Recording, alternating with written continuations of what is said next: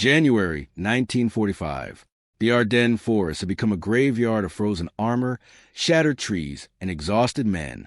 Deep inside a dimly lit German command shelter east of Bastogne, intelligence officers studied incoming reports with growing confusion.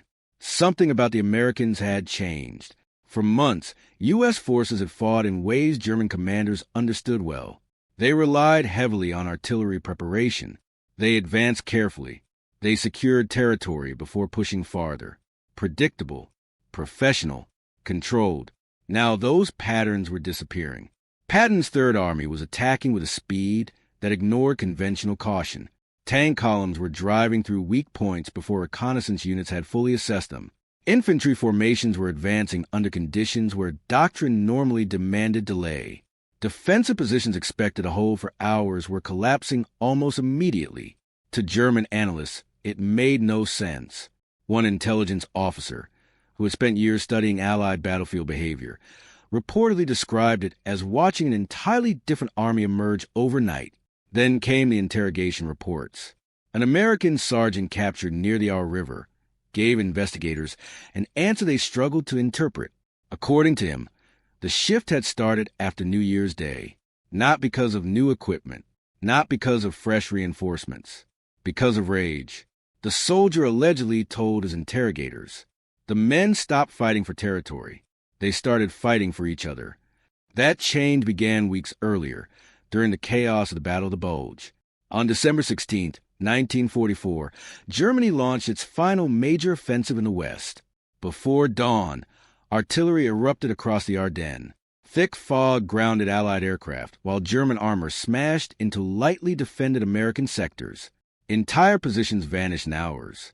Many U.S. soldiers stationed there were inexperienced replacements, young men who had barely arrived in Europe before finding themselves swallowed by one of the war's most violent offensives.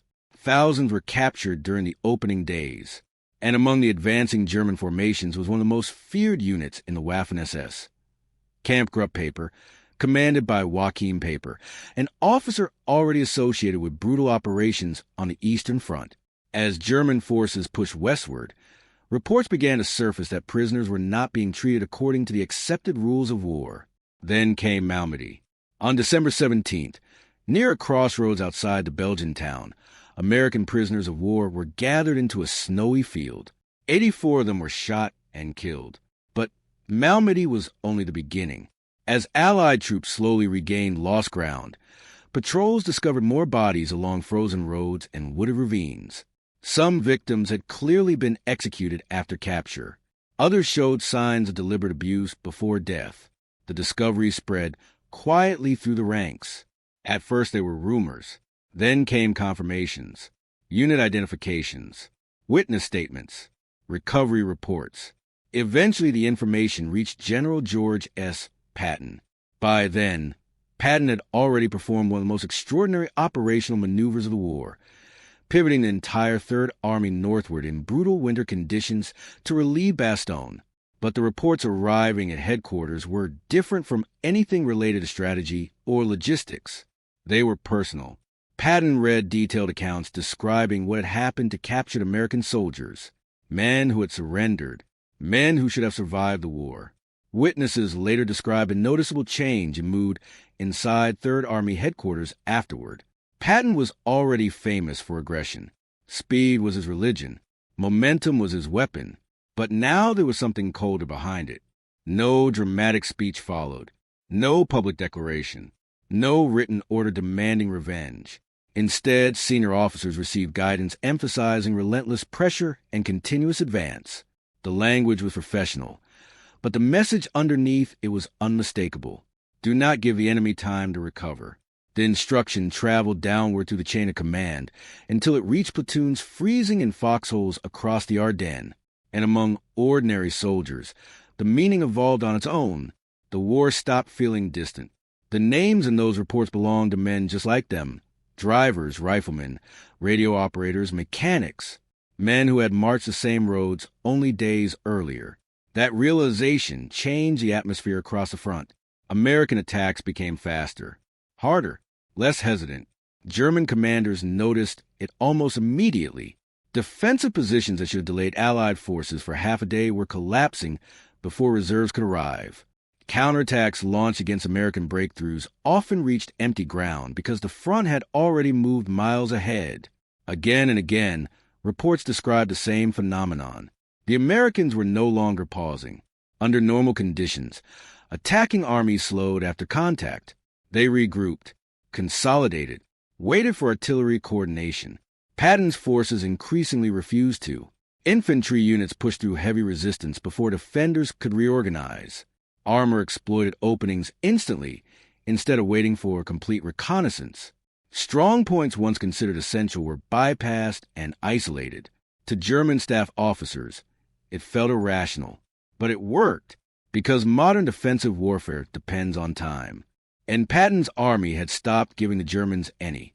Nowhere was that clearer than along the Siegfried Line. For years, Germany had constructed a massive defensive network to bleed invading armies dry.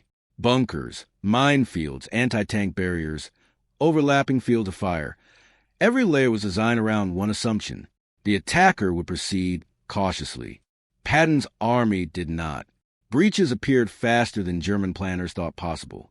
Tank crews pushed through partially cleared routes before engineers finished securing them. Infantry advanced directly behind artillery barges with almost reckless momentum. Strong points intended to hold for weeks became isolated within days.